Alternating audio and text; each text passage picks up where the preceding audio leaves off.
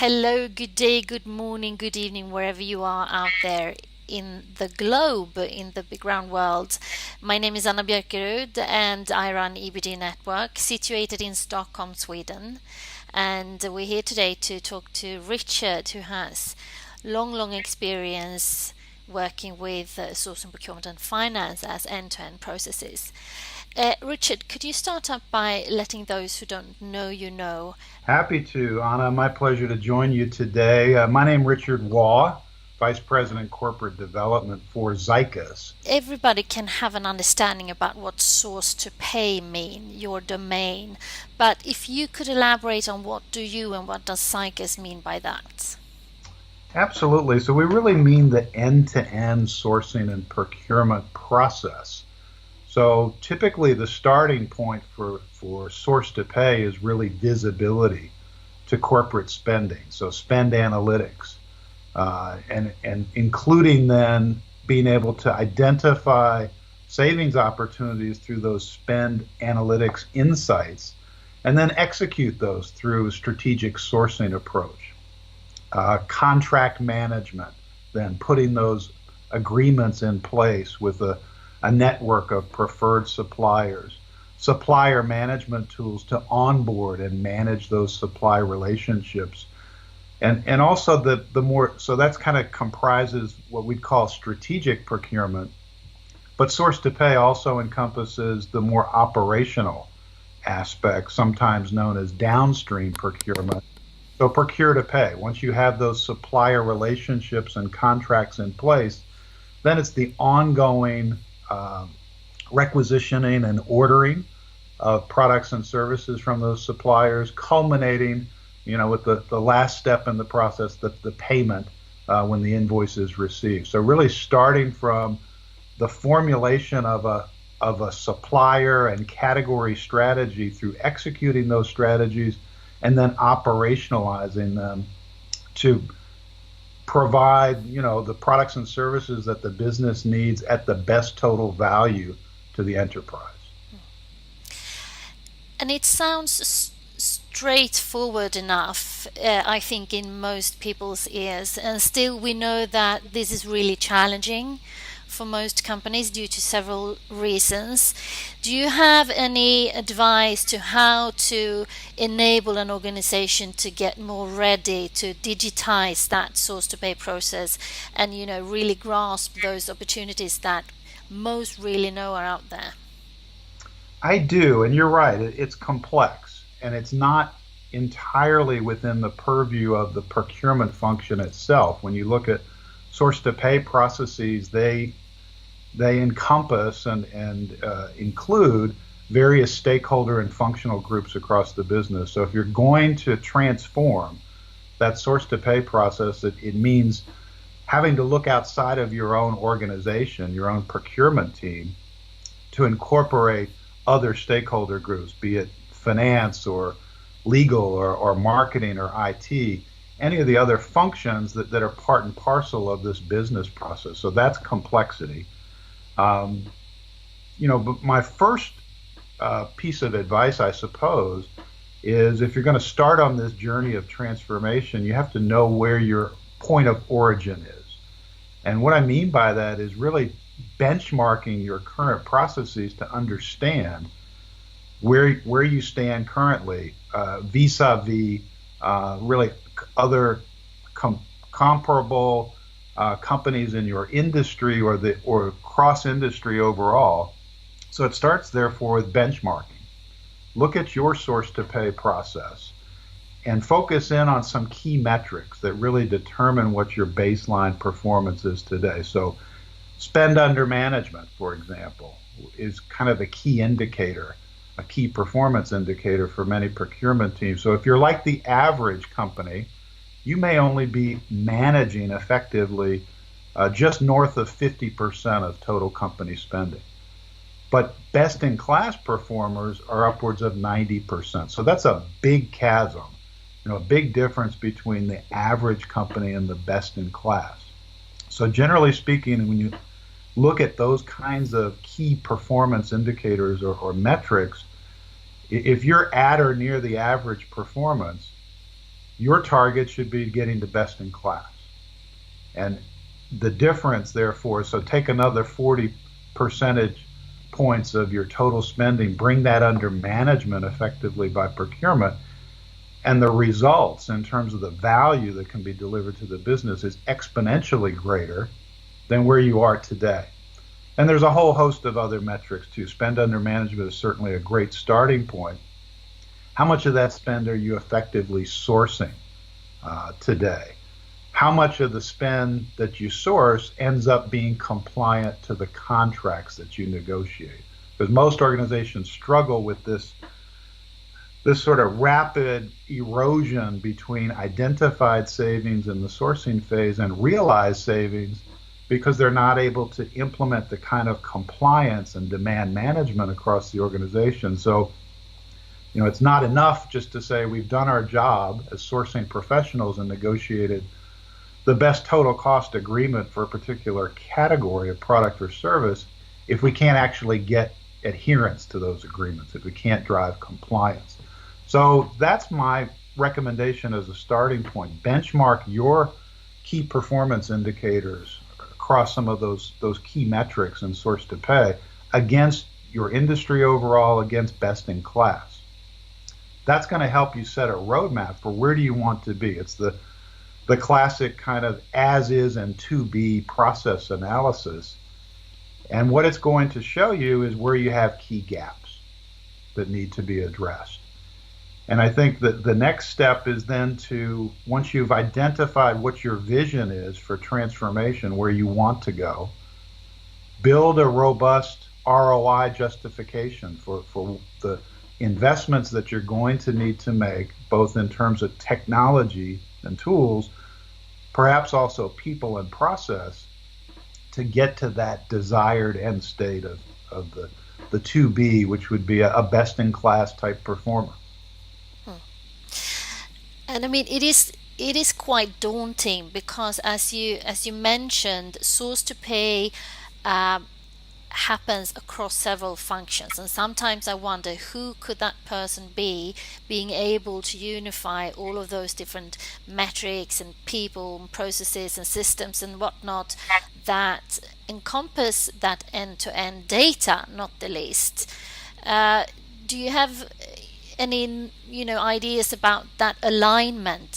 Who could do that? How can companies do that to make those source-to-pay strategies more connected to business growth and not the least top-line growth? Yeah, I think that's one of the things that's most exciting about the opportunity for procurement, because procurement is kind of in a unique position in the business overall to be that bellwether, that leader of transformational change, because they have kind of a broader view of the entire process than other discrete functional units. So an American sports metaphor would be the procurement has the opportunity to be the quarterback, in American football, maybe in what everyone else considers football, maybe it's the midfielder or someone that sort of sees the whole field, can bring in the various players that need to participate to build that collaboration across the business, and to be effective in that role, that kind of leadership role. It really takes the digitization is a key component, because to be persuasive, to lead through influence, as procurement has this opportunity to do, it needs to be data driven. So having the analytics and the insights to be able to go to these various stakeholders in the business and persuade and convince them why this is the best strategy based on actual data. You have an opportunity then to become this kind of a trusted advisor or partner to the business as a procurement professional, and be able to show them not just how your strategies help you make your performance targets as procurement, but more importantly, how you help that business stakeholder achieve their goals in the business. And sometimes that's meeting budget constraints, which is the traditional procurement function of cost containment. and control, but it can also be, just as you mentioned, top line growth, right? And I think what we've seen over the last several years, certainly, is more and more organizations are adopting a strategy around let's focus on our core competencies and really rely on, to an increasing extent, our network of suppliers to bring us the kinds of expertise that are outside of our core competencies. And what that's meant as a result is the supplier network is the source of innovation, new technologies, new product ideas that are going to drive top line revenue growth and so on. So again, procurement is in that quarterback role, that key leadership position as the owner of that supply relationship, to be able to work with suppliers more effectively to elicit some of their best ideas. Really important from a procurement standpoint to focus on that relationship to the extent that you become customer of choice to your key supplier. Because those suppliers, when they have that effective working relationship with you as a customer, are going to be motivated to bring you their best new ideas. And those new ideas are going to be the source of new revenue streams for the business, greater efficiencies in the supply chain that also spell competitive advantage to the organization. So I think we're going through this kind of a shift in terms of the procurement's role, not necessarily away from the traditional focus on cost containment and cost control. I think that's a given, that's always there, but an increasing emphasis on supplier relationship management, supplier collaboration to drive not just cost productivity, but value to the business. And that value can be measured in top line as well as bottom line, profitability. And ways of structuring that has traditionally, and I guess will continue to be, through category expertise and supplier performance management type activities. Do you see those structures, because we see a lot of interest in those areas, even though it's been around for ages? Do you see any shift or change or development within that, helping those organizations to grasp the possibilities that are at hand? Great question. And, I think we've been talking about category management as a discipline, supplier relationship management for a number of years. So these are not new concepts. I think they're well understood. The challenge that I've seen is there's an imbalance that exists for most procurement organizations. So some of the benchmark data that I look at, for instance, illustrates the fact that for the typical organization, when they sort of look at how they're allocating their resources currently between what would be considered strategic procurement versus tactical. So the strategic would involve things like category management, supplier relationships, supplier risk management, whereas tactical would be the transactional processes, managing requisitions, POs, invoices, maybe just onboarding and gathering information about the suppliers. The problem is that the benchmark data says the typical organization allocates 2/3 of their resources to the tactical instead of the strategic. So the imperative is, how do we flip the script? Because anybody would tell you they'd rather have the opposite of that equation, right? They'd rather have 2/3 or more of their resources allocated to the more strategic tasks. So I think it's a goal that's kind of universal. How do we become more strategic, less tactical? But until you can digitize the core processes, if people are spending an inordinate amount of their time on routine transactions, they can't be freed up to think more strategically, to focus on category or supplier management, for example. So it's how do we digitize, as step one, those core business processes so we free up the productive capacity of our procurement professionals to in fact become more strategic and focus more on the category and category management and supplier management. And that's just one step in the process. So automating transactional processes, especially around procure to pay, is an enabler to become more strategic. But just freeing up people doesn't make them more effective necessarily. So when it comes to then allocating more time to strategic pursuits, you want to make sure that the processes that are followed are more standardized, more automated, more repeatable for the business. And a lot of organizations have the challenge of that category expertise, for example, is in someone's head who's been managing that category in the supply market for 25, 30 years or more.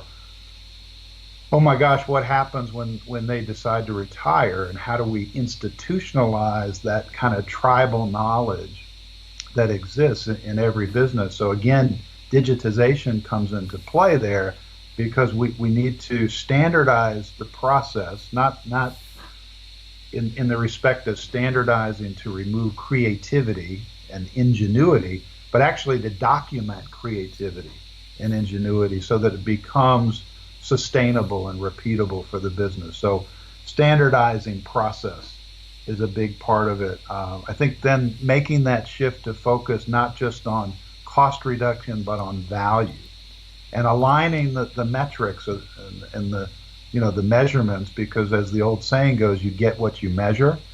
So make sure that procurement, as you make this shift to become more strategic, is rewarded not just for cost takeout, but rewarded for supplier innovation, for mitigating and managing supply risk, for driving greater efficiencies throughout the process. And I think it's important to, I mentioned supply risk. Don't forget about the risk, because the suppliers are an important source of value, but by relying more and more on suppliers, it does introduce the potential for risk. So getting closer to those supplier relationships, really understanding what's going on with those suppliers, whether that's being able to kind of create a scorecard to measure financial risk, or geopolitical risk across the supply chain, wherever those suppliers are located. It really means globalizing the business focus from a supply management standpoint. Hmm. Clearly, there's a lot to talk about, and Richard, you really have a lot of knowledge, and we'll get back to you in a second part. And for the first part, I want to thank you for sharing the depth of your knowledge, and I look forward to learning more from you. Thank you. I look forward to our continued discussion. Thanks, Anna.